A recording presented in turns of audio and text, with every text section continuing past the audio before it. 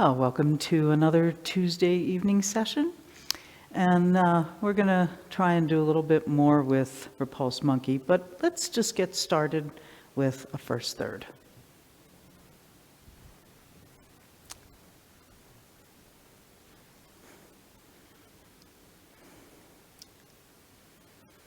Begin.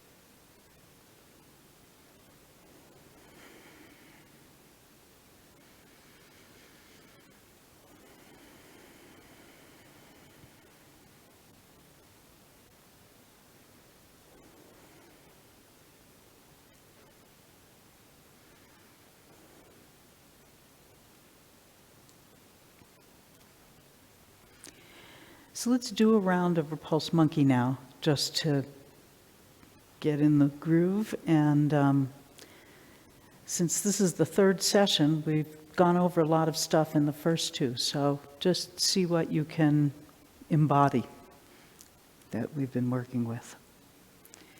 And begin.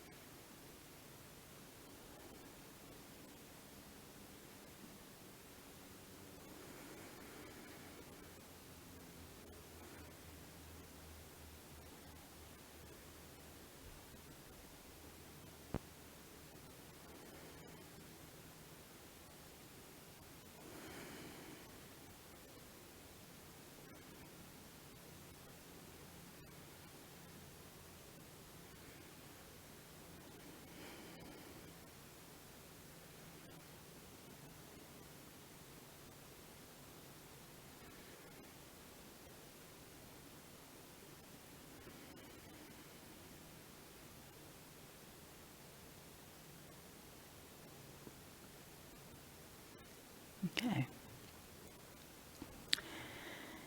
Let's do another round of that. And if doing that many in a row you don't have room for, just stop and reposition yourself and get the space back in your personal practice zone. And let's do it again.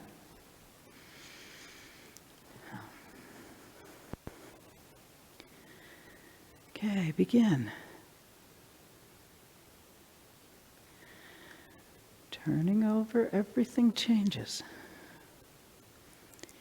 Go down through the front leg, coming up the rear leg. Settle. Up on the ball now. Hands still high. As you shift, hands drop and move into position.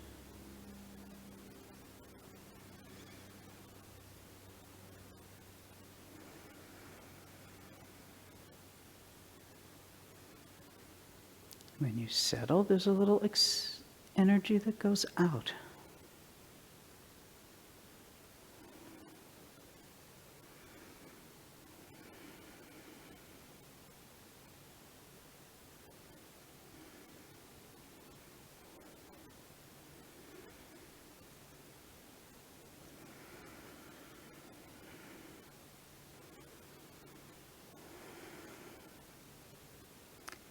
Okay, and rest your legs. So the last session, we were looking at how the arm folds over, and in particular, how you will use the heel and the ball to help make the turn, to help make the space that turns the arm over. And I want to just review that a little bit. This is a difficult concept. It may help if you think about this turning over place as we talk about the going into the separates, where we say, go to the corner, go past the corner and back to the corner. That corner, past the corner, back to the corner. So you know from working with us that when we do that, the idea is we're doing round form, not square form, and you can stop here and you can stop here, but you can't stop in the middle. If you stop here, that's square form.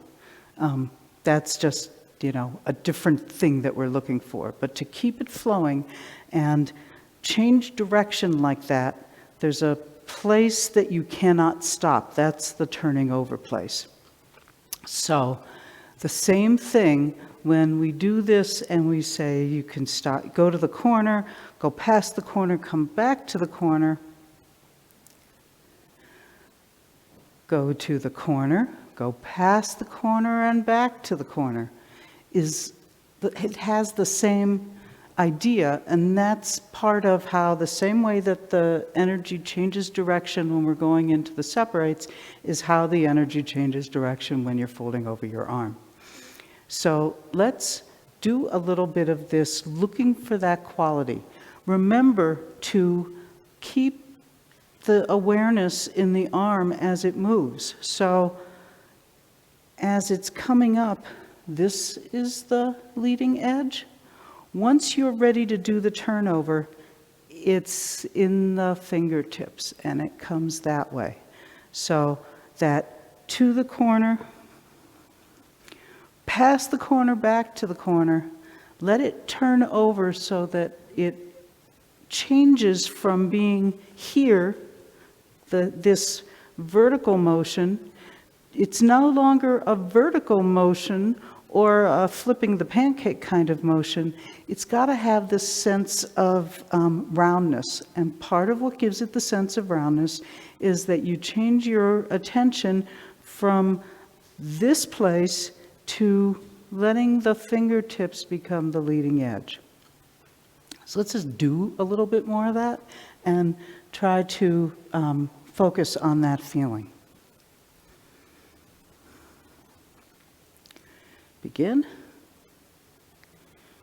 corner, past the corner, fingertips back to the corner, and step.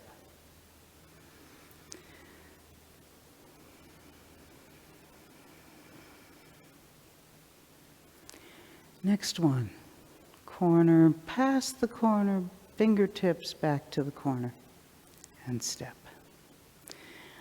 And it's not that you have to come exactly back to the place where you started. It's a general idea that you go past and come back. I probably come back a little further than where I started when the arm went up.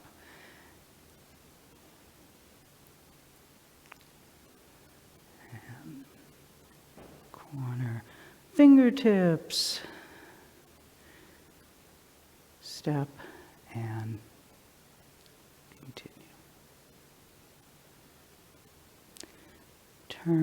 Turn further, turn back.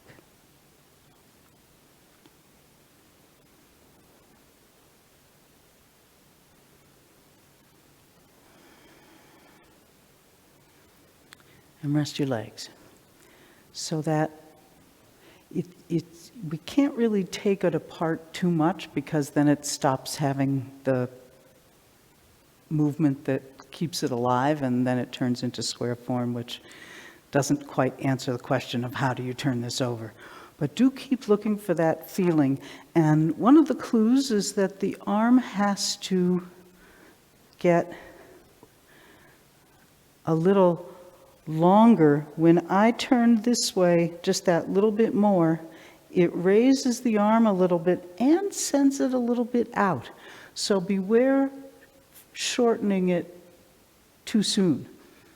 So what I mean by that is I could get to this place, and then while I'm turning here, I'm trying to bring it back already, and it got short. It didn't really make the space for it, and I feel a lot of tension that gets built up there. So when you come to this place, let it go, let it have a little bit of lengthening to get it to move into the fingertips and start coming back. So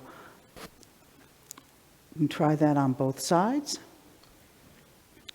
Just coming to the corner, and then as you go a little bit past the corner, let it out and let that move the attention from here out to there. There's something about that last moment that it gets a little bit lengthened, and that gives you the space for it to come back through the fingertips. So let's try that again in the form, and we'll do another round. And I don't want to go too slowly and start taking it apart, so just kind of stick with it and go. A little bit longer to turn over.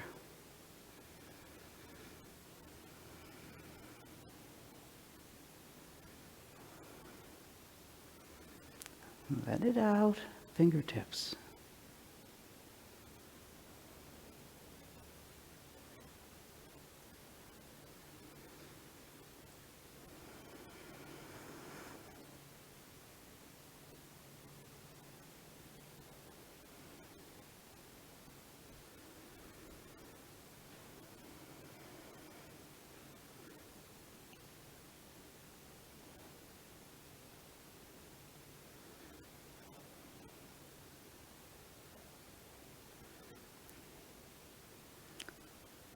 Longer and fingertips.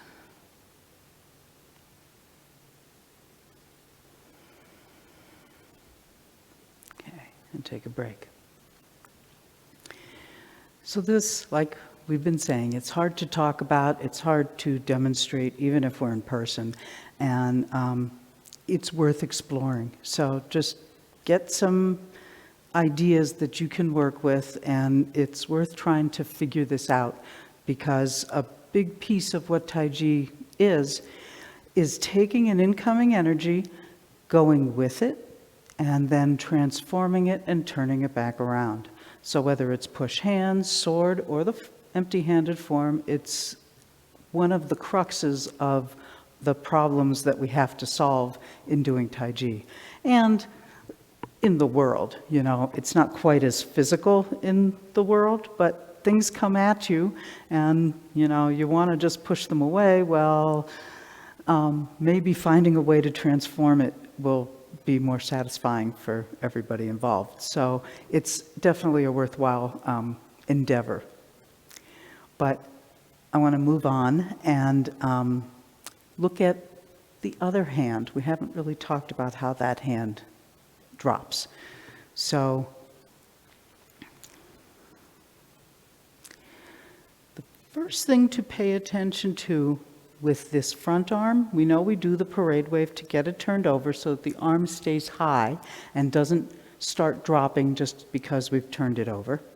So you've got the arm up high, and when you step, there's a relationship between this hand and the foot stepping. Let me do it to the side. So we're all set up here. And now my step with the front empty leg to the rear has a playing out onto this hand. So I'm not pushing it out, but when I let this foot step back, there's a line of stability that runs from the leg I'm standing on out to the arm that's out there. It will help you keep your balance, stay centered, and it's a counter to the action of the front leg stepping back. So just try this with me a little bit. Just stand on one leg. We can start at fist under elbow. And get yourself to this place, and now turn over. And as you reach with your front empty leg to the rear, let it play out into your arm. And feel how that gives it a little bit of a counterbalance. And you can just do this a few times, standing on one leg. And when you step back, it just puts it out a little bit. It's a natural reaction to the movement of the back foot. And now just once for fun, just try to keep it from doing that when you step back. So we know that every time we make a motion, it has to play out through the whole body. And so this is a little place, but it will help. Because if you keep it static at that point, there's this feeling that it's just happening in your leg. Once you let it move through the whole body, it's going to play out all the way to that hand. So pay attention to that and become aware of the difference between the feeling of holding back to just move one body part and the feeling of the whole body responding to whatever is moving. So, as Lee is just pointing out, one of the things that often happens is that people do this. As soon as you start stepping back, the arm starts to drop. So this is a counteraction to that. And let's actually do it that way so that you feel the difference. So let's just take it, always easiest to start at the start, so, and go. Get your hands turned over.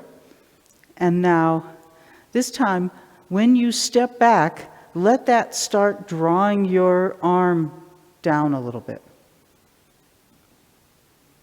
Feel what that feels like. Go ahead and get into the posture. And on the other side, everything's nice and out. You bring things around, everything's nice and high. You step, and as you step, the front arm starts dropping. Feel how that's like letting the air out of your balloon. Now we'll do it the other way. Turn. Get your hands turned over. And let this movement play out into your front arm, and it's still high, so that you have the opportunity to have the shift be what draws that hand down. And now on the other side. Hands are high. Let that movement play out. When you step back, feel it all the way out to the tips of your fingers. Now the arm's still high, and shift. And we'll do one more. Everything gets expanded, you turn, expands, and shift.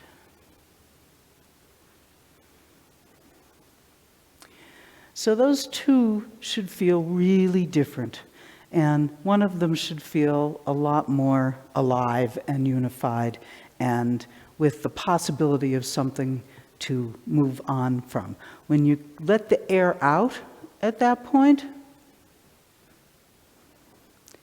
it really kind of takes all the oomph out of the move. So once you've got to the point where the hands have turned over, and this hand is staying high because it's reflecting the step back, then there's the question of how the arm comes down. So let's see, where do I want to be here? So here, at this moment, the arm is going to drop in an arc right down to the final place.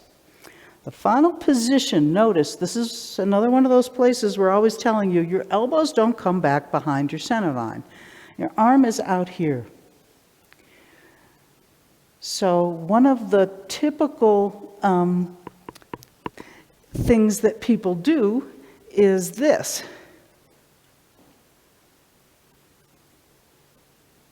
See how I just brought the arm back? And now my elbow's falling it's pulled away, and there's all this tension, there's a disconnect, and we don't pull the elbows behind the center line. So Baton would talk about this final position as being like a begging hand. So if you're out there begging like this, it looks like you've got a hand out here that somebody can come drop a coin in. If you're like this, it doesn't look like a begging hand anymore. It just looks like you're pulling your arm back. It doesn't have that same relationship to the rest of your body. So if it helps to think about the begging hand, go ahead. It keeps the palm out, and it keeps it out here. It does not pull back. So how it drops is how it ends up not being pulled back. If I take it back by making my arm short and drawing it into me, then I lose the begging hand. And by the way, it makes it really hard for this hand to go out. I end up with this hand caught back here because it doesn't have a balance with the other hand. So let it have this dropping directly in an arc. And then it's going to move the other hand as well. And you'll end up balanced. There was a time when Jane would do a little exercise with us. We'd practice down by Boulder Creek, and she'd have us get into pairs, and she'd have each pair find a rock. And, and this rock says relax. How convenient. Relax. So she would have a partner pick up a rock, and she would have us stop at this place right here, and then she would drop the rock into your hand so that it had this shape that you were actually taking something from here and letting the weight of it drop into your hand and bring the arm down in a nice long arc. As opposed to oh, okay, I got this rock, now let me put it in my pocket. So let that feeling, let that image actually work for you. A little bit of weight drops in it and you drop it. You don't want to flop it to the ground because you've got a begging hand. Now you got a relax rock in your begging hand. So this idea of letting it drop just in a natural arc that takes that little bit of weight and brings it down as a result of the feeling of the weight, not anything that has a retreat in any sense. So let's do another round and pay some attention to how the high hand, the front hand, really responds to everything that's going on with everything else. So take it from the top and begin. All extending, turning over. Hand reflects your step. Rock goes in your palm, bring it down, nice arc. And the two hands have this nice balance. Next one.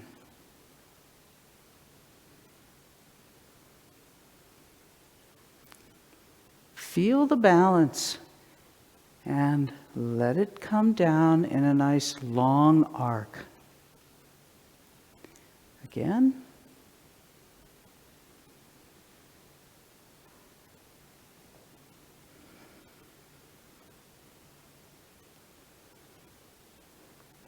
Okay, and we can just stop there a moment.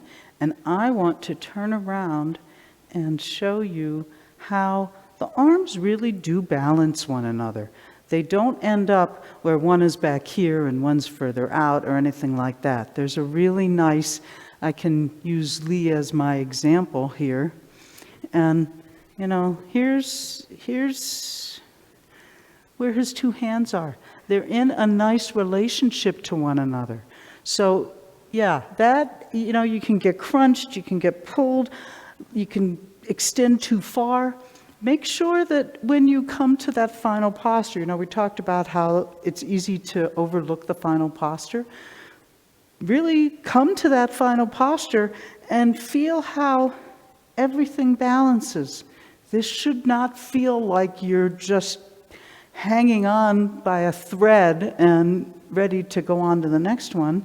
It should feel like there's something that's settled and balanced in the two arms. And the only way that's going to happen is if you have a unification of what you're doing, so that as you shift, you're going down into the front leg, the front arm is moving, you're coming through the back leg and settling, and everything ends up a little bit ahead of you, not too far ahead, not pulled back, and there's this nice balanced place that you can stand squared up in the center of your stance.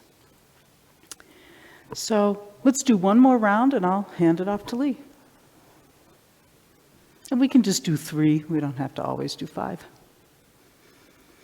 And go. Your best shot at everything we've been working on.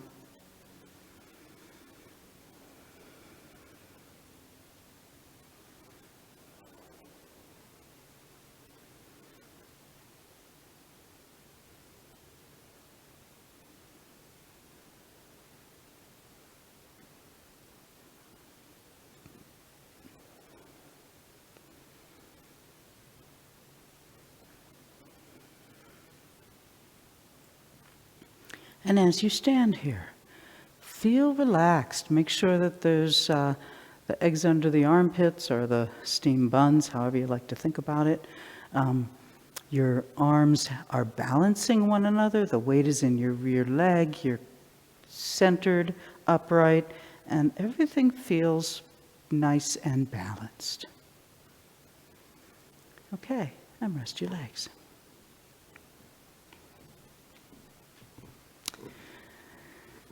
So now we'll do a little more, and here's Lee.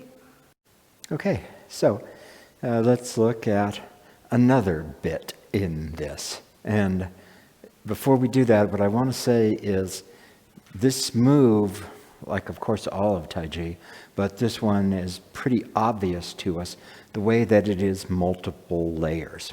And so as you approach it, you're going to have to focus on different parts of it. And what you're trying to do is create a whole new feeling and a whole new way that you do the move, rather than accumulating yet more details. I mean, this isn't a game where if I have more details than you, then I win, and I don't want to show you my details because then maybe you'll discover that I only have 7 and you have 9. We're not trying to do that.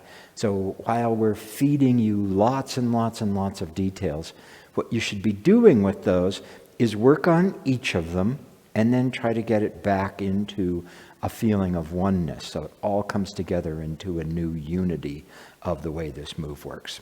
And of course that's true everywhere.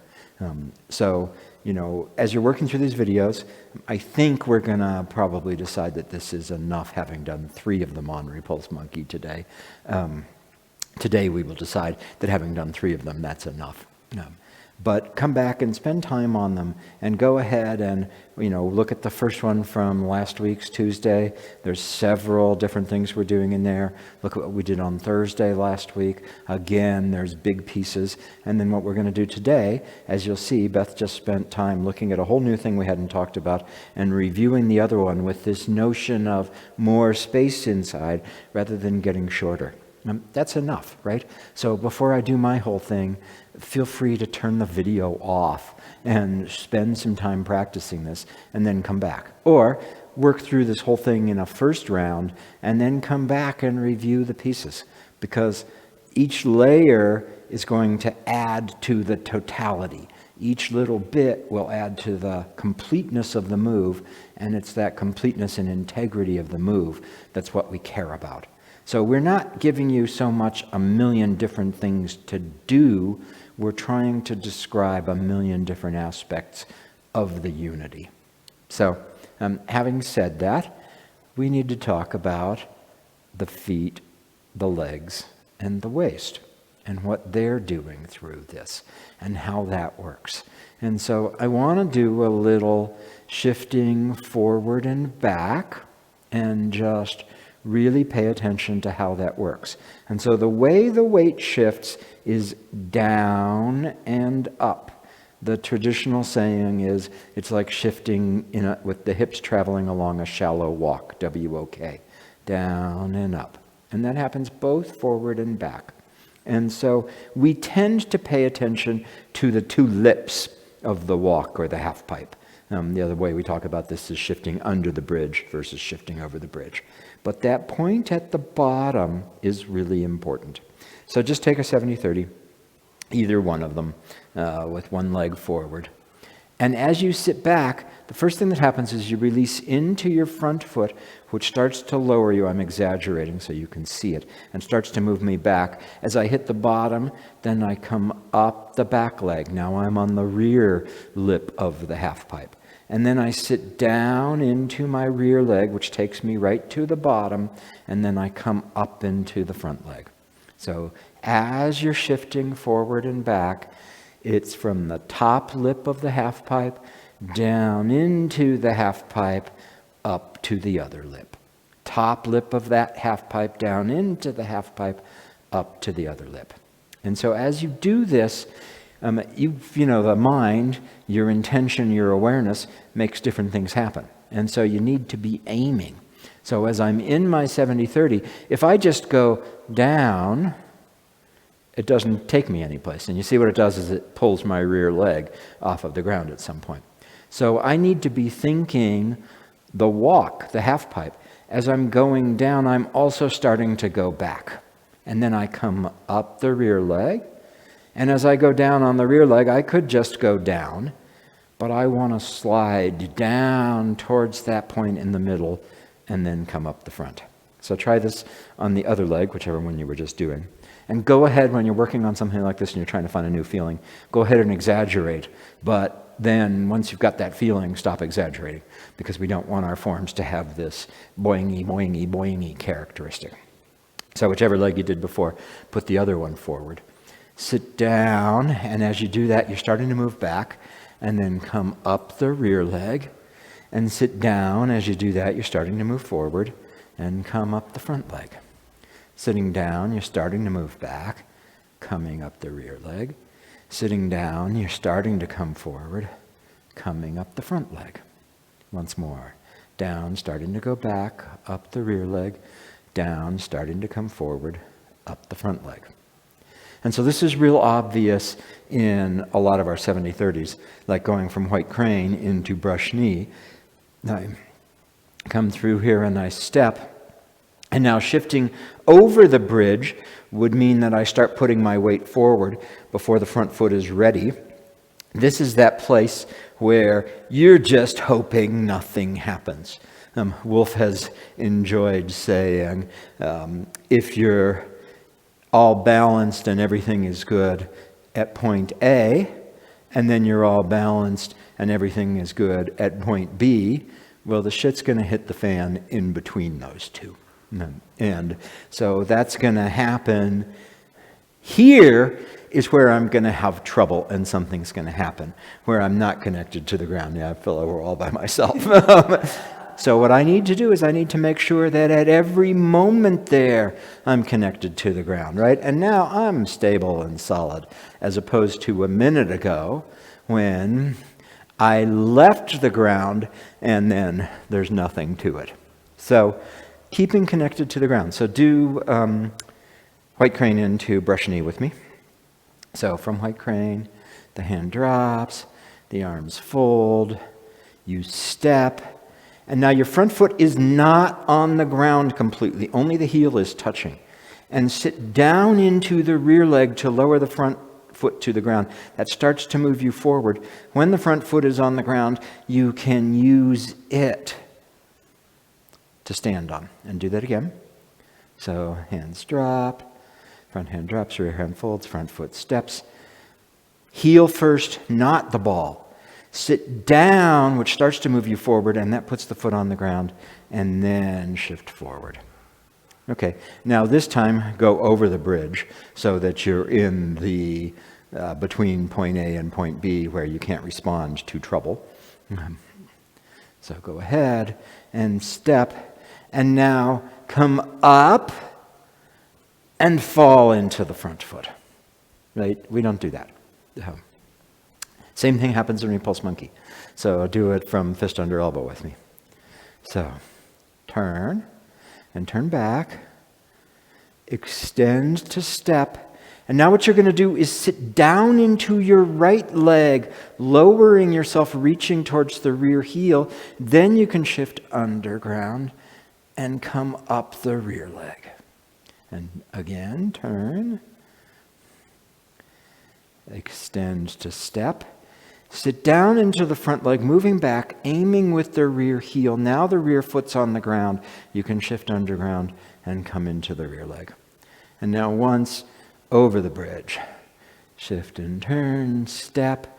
And now before your rear foot's on the ground, start shifting into it. So you're in this place in between, and then you fall into the rear foot. Right? So it's not that. So you need to have this shifting on the shallow walk, what's going, sliding back and forth on the half pipe. There's an important point in there. We tend to focus on the two lips, the two edges. So we focus on, you're really truly 100%. You're here in Repulse Monkey and you're really truly 100%. That's one of the lips of the half pipe. You're in 70-30 and you're really in the front leg. That's the other lip. And so we tend to focus on the two lips. There's an important point in between. It's where the place in a walk, that's where the oil gathers. In a half pipe, I guess that's where rain would fall and gather. That's the point where yin and yang, empty and full, transform. In a Tai Chi symbol, which that's the line down the middle here. So all on this side, I'm yang, and then I cross and I'm yin. So this whole distance is all yin. Yin, yin, yin, yin, yin, yin, yin, yin, yin. Ping, yang, crossed. So that line in between there is the place where yin and yang transfer, and where empty and full transfer. And so when you're doing one of these moves, when I'm going from white crane into brush knee, my back leg is full, full, full, full, full. Right here, I just crossed the line, and now my front leg is the full leg as I come through here. And so there's the pouring of empty and full back and forth. There's also a rise and fall relative to the ground. And everything changes at that point in the middle, this place where you cross the line, sometimes called Zhengding, or the central equilibrium point. It's that point where any additional change is going to make yin and yang flip. So as I get here, and I'm sitting right at this point in the oil, in the puddle, in the half pipe, any more into this leg, suddenly my weight's in the front. So right here is where I'm going to shift back and forth between the two. This leg is full, this leg is empty, and then in an instant, this leg is the filling leg and this leg is emptying. And so that transformation point is really important. That's the point where you tap the earth to cause a new motion. That's the point where the rebound gets expressed. So in Repulse Monkey, let's do it, and let's look at that middle point. This is one of the places where, despite us frequently translating Zhengding as central equilibrium, it's one of the places where you won't stop because it's the cusp of possibility. Right there is where the change happens. And so you don't freeze and make static that moment of change, but you got to notice it. So, go ahead, further and back, extending. And now sit down in your front foot, reaching with the rear leg, and shift. Notice that place where it changes from one leg to the other. And now you're rising on the rear leg, and then Repulse Monkey especially, you settle on the rear leg for the end. And turn, and come back, and extend. Sit down into the front leg, reaching with the rear heel. Shift underground. Notice when you change from the front leg to the rear leg, you'll rise and settle. Again, turn further and back. Extension of the front hand as you step. Sit down, reaching with the rear heel. Notice that place where empty and full change. So that's the place where what was falling now starts rising, where what was full now becomes empty, where you change from one leg to the other. That's a place that we're really very interested in Tai Chi. So this is what powers all of the moves. And so this thing that I'm talking about here is complicated. It's in everything. The place that we were introduced to working on this is going from press into push as you're changing back and forth between the two of them. And I'm not going to do that, but for those of you who we've worked with on this, remember how much time we've spent talking about going from press into push and watching the change back and forth between the legs, and bring that to Repulse Monkey. For those of you who we haven't done that with, look at press into push and how it changes back and forth between the legs and what exactly is happening in that central transformation place, and then let that help you with Repulse Monkey. And we'll spend our little bit of time on Repulse Monkey here now. So, when you tap the earth strength, when you do the changing relationship to ground, when you use your root, which then gets released through the legs directed by the waist and expressed in the hands, that tapping most often happens at that bottom point in the half pipe. So you've slid down, you hit the bottom, you tap, and you come up to the other side. You slide down right as you hit the bottom, you tap, and you come up the other side. So this connecting to the ground and this change in the foot that happens right there is really critical in Repulse Monkey. And it will turn the gestures inside out. We think the gestures for Repulse Monkey are to here, back to here. And just like we've been talking about, it's to here and then around and back to here. So do this bit with me just from fist under elbow a couple times. So what happens in fist under elbow is you release, right about here you hit bottom and come all the way around and land down on the ground again as the hands just turn over. So what I'm doing is I release, I hit bottom, I tap, this is up and landing. So I'm exaggerating so you can see it. Down, hit the bottom, up, and back down. So just do that several times with me from fist under elbow. Release, feel when you hit bottom, come around and land. You've just hit bottom again. Again. Feel when you hit bottom, come around and land. You've just hit bottom. And once more.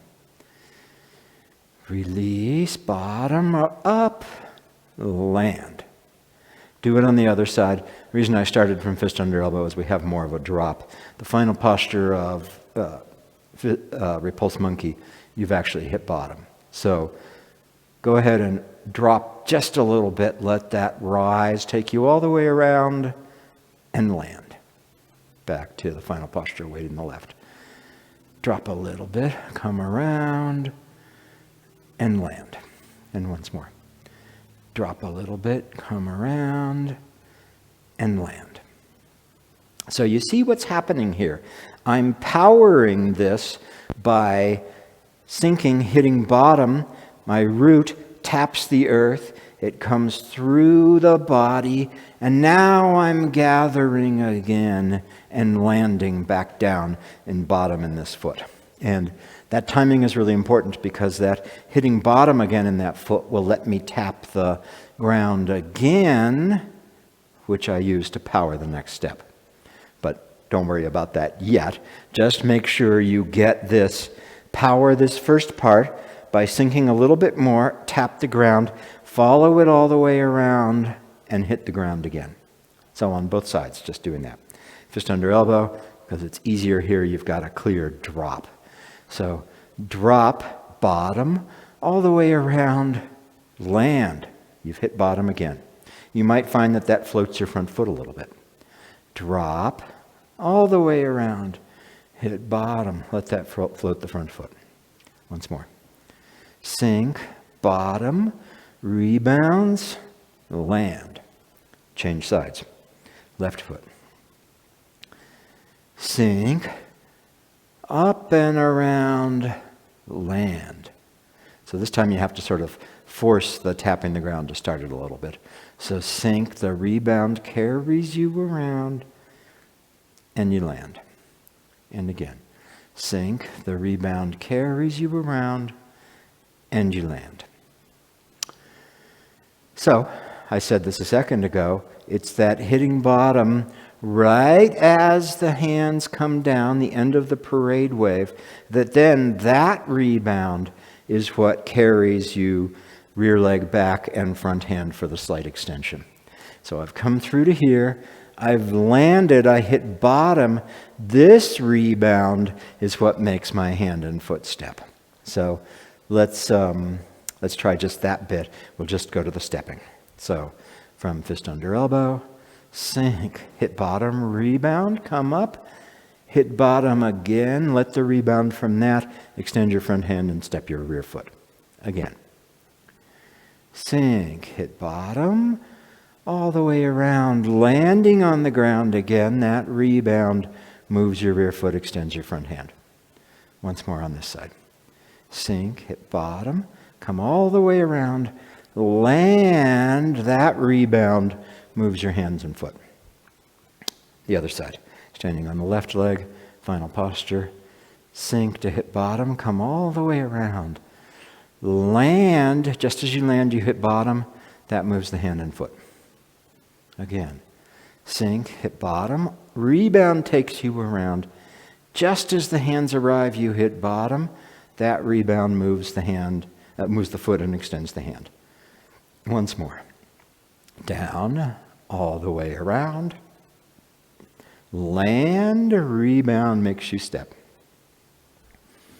So your timing has to be good. If you're doing this and you're moving your hands and your feet, you'll miss the moment. So in order to work on this, you've really got to have all the other pieces in play, and you have to be moving authentically. So what's happening is actually making the hands go. You'll recall from Tuesday, we spent a bunch of time on this one where everything has to be moving organically. That one will start to get you the gears that work through the body and keep everything going, so that to make a change in the waist and legs is of necessity reflected in a change in the hands. You're going to need to have that at least within reach in order to do what we're just talking about here. But let's keep going. So then the next thing that happens, I've hit bottom, I've come up and around, my hands have turned over, I've hit bottom again and extended.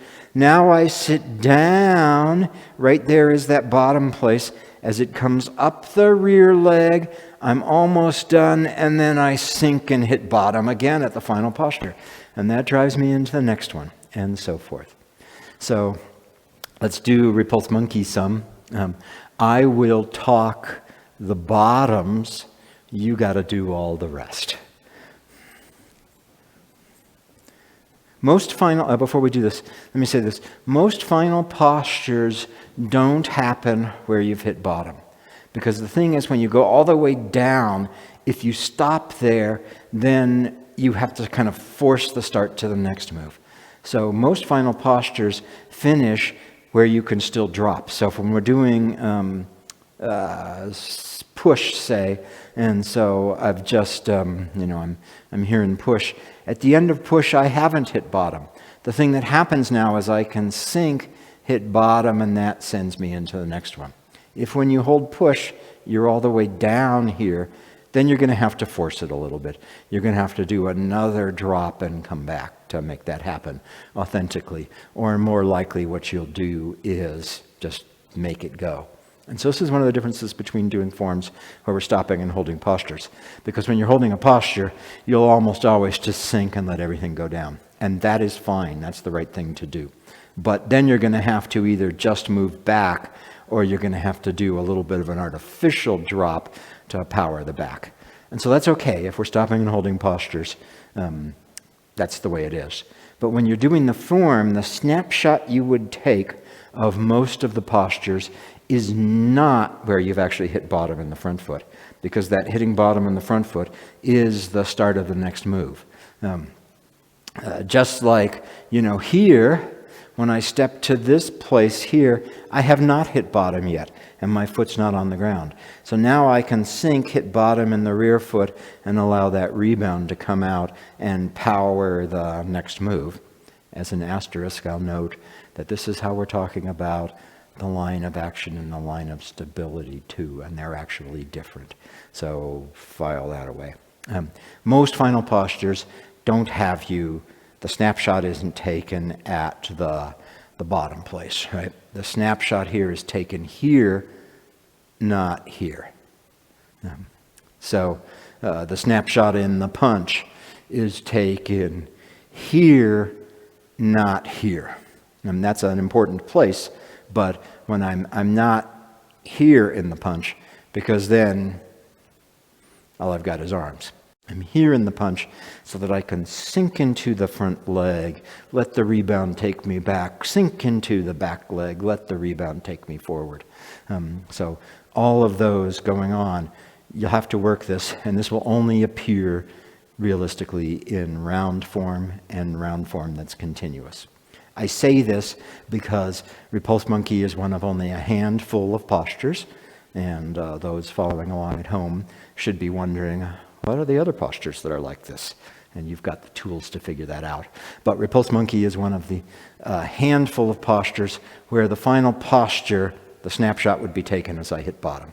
And so what that means is, while I'm doing Repulse Monkey for real, I'm going to go through bottom, rebound, bottom, and go right ahead. And I wouldn't stop there. If I'm going to hold postures, I'm going to stop. And then I've got to make an artificial rebound to come through here. So The final posture in repulse monkey happens when you've actually gone all the way down into the leg you're standing on. And that down comes out the other leg. It also then starts the next gesture. So let's do repulse monkey a couple times. We'll do 3, and I will call out when you hit bottom. So from fist under elbow, which is not one where you're at the bottom. This is not one of the handful of postures. So release, hit bottom, bottom in the right foot, transitional bottom up the rear leg, and hit bottom in the left foot. Continue. Bottom, transitional bottom, bottom in the right leg. Bottom, transitional bottom, bottom in the left leg at the end. So notice there's a couple different ways that we're using that. The rebound can happen through one leg, where you drop into one leg and the rebound comes up that same leg. It can also happen where you drop into one leg and you let it come up the other leg. And so repulse monkey does both of these. So let's do it again. Fist under elbow. Release, bottom, rebound. Bottom, rebound. Transitional bottom up the rear leg. Bottom, rebound. Bottom, rebound. Transitional bottom, rebound. Bottom. Bottom. Transitional bottom. Bottom at the final posture.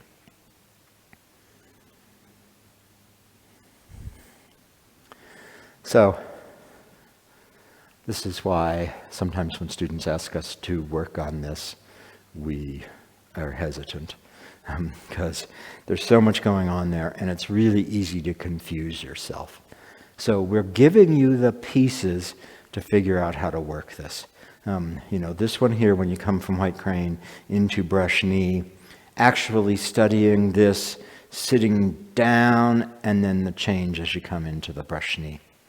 Is the same as the sitting down and then the change as you come into the final posture. Look at press into push, so you figure this out. And remember, the shit will hit the fan between the place that you're stable and the next place you're stable. So stay stable all the time. Under the bridge, not over the bridge. Down the shallow walk, skateboarder in the half pipe. Really get that going. But don't exaggerate. You don't want your form to look like this.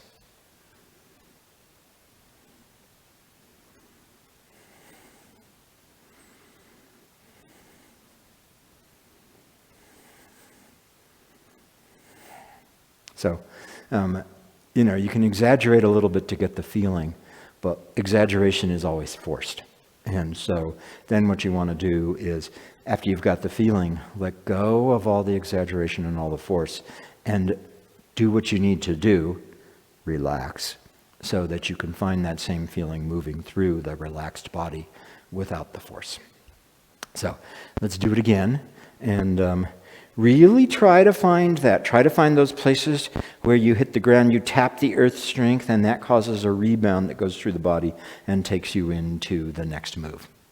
So fist under elbow. We'll do 3 of them. Release. Rebound. Tap. Rebound. And hit bottom. Rebound. Tap. Rebound. Release into the back leg.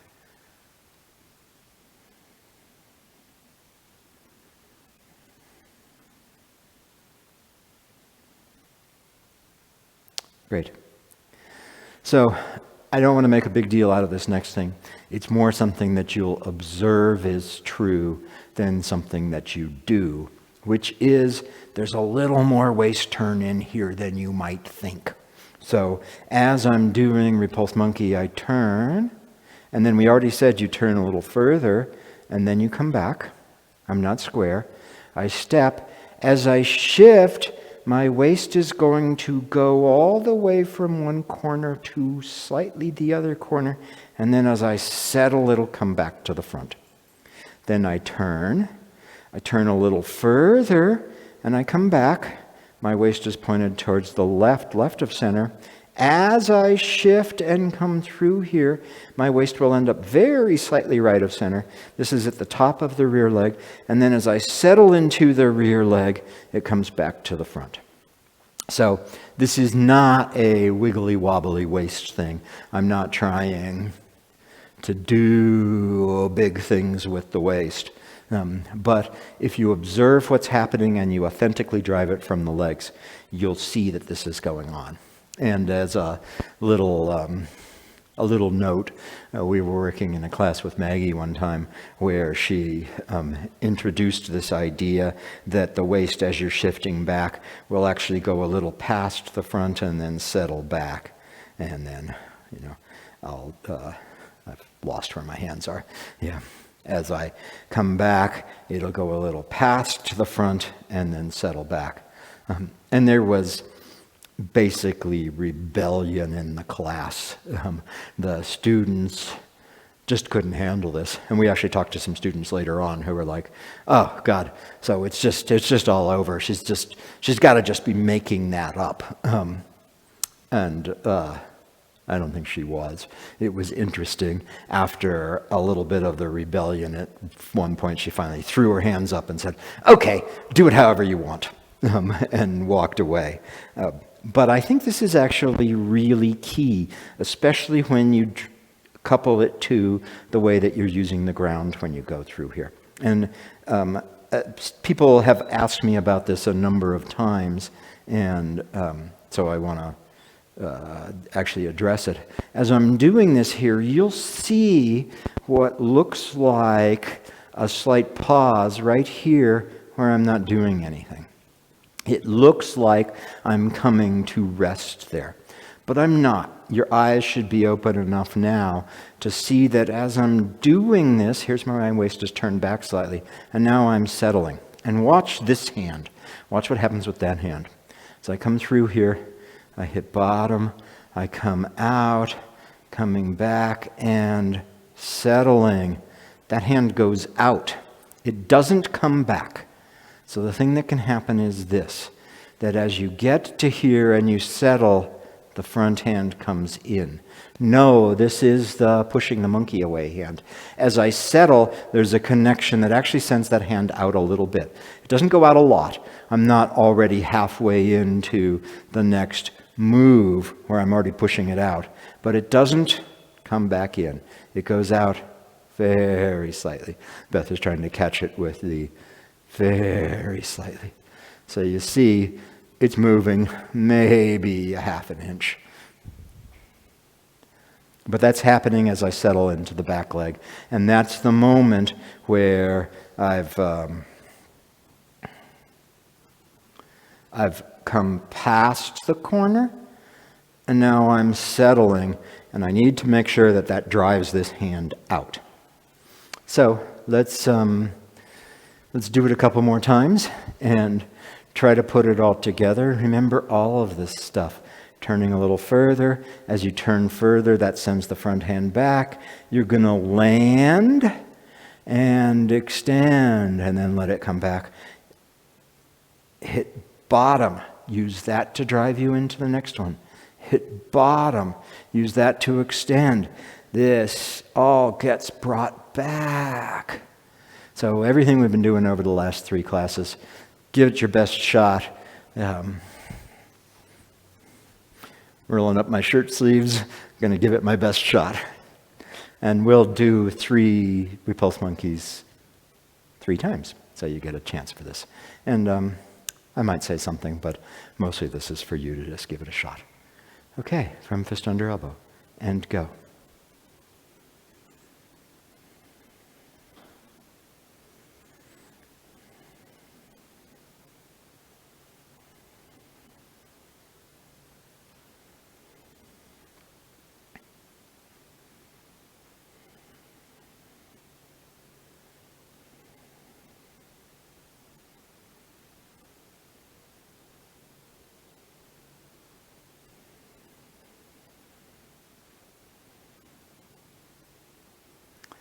Back to fist under elbow.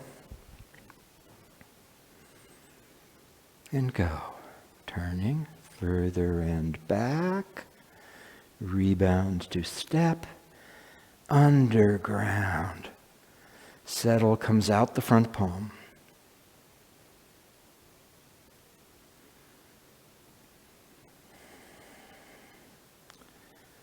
Settle comes out the front palm.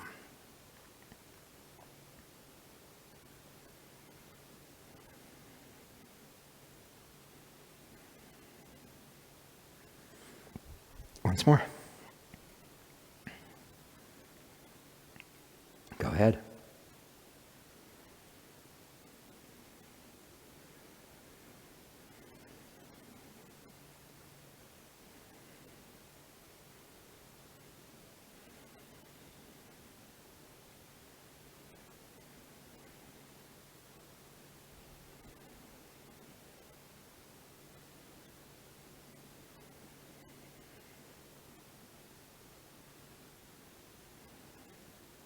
Stand here a second. Make sure your left elbow is not pulled back. You've got the begging hand, you've got the relaxed rock in your palm. Feel the line of stability from the rear foot all the way up to the front palm. That's strong. Feel the two arms balanced.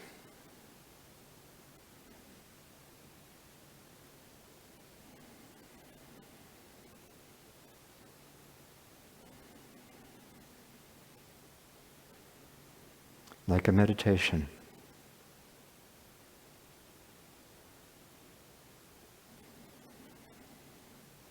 Letting tension melt off you.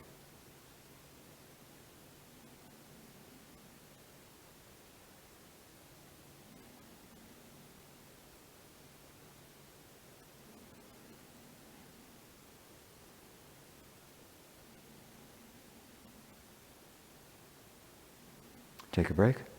Okay, I guess we should do it once more so that I'm kind to both of your legs. So from fist under elbow, and we'll hold it here for a second. So really make sure your shapes are correct. No weight in the front foot.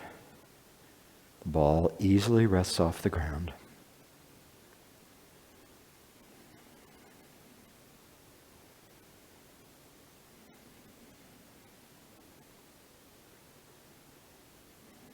Really releasing through the right leg.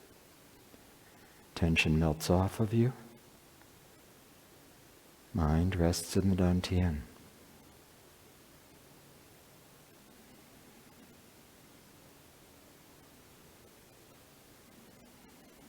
Continuing to let go.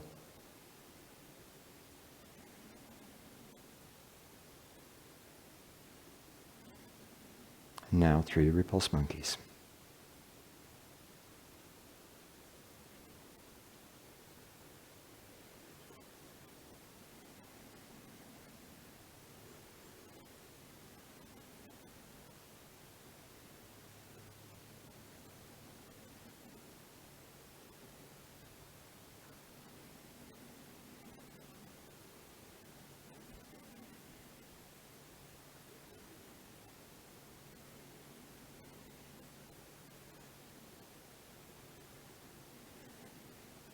Strong from rear leg to front hand.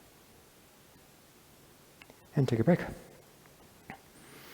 Okay, well, been a lot of fun monkeying around with you all, and we're shooting this on Monday when it's still sunny and warm, so when we get to practice together tomorrow night, which is right now while you're watching this, I think it'll be pretty different. I probably won't be wearing shorts. So hang in there. See y'all again.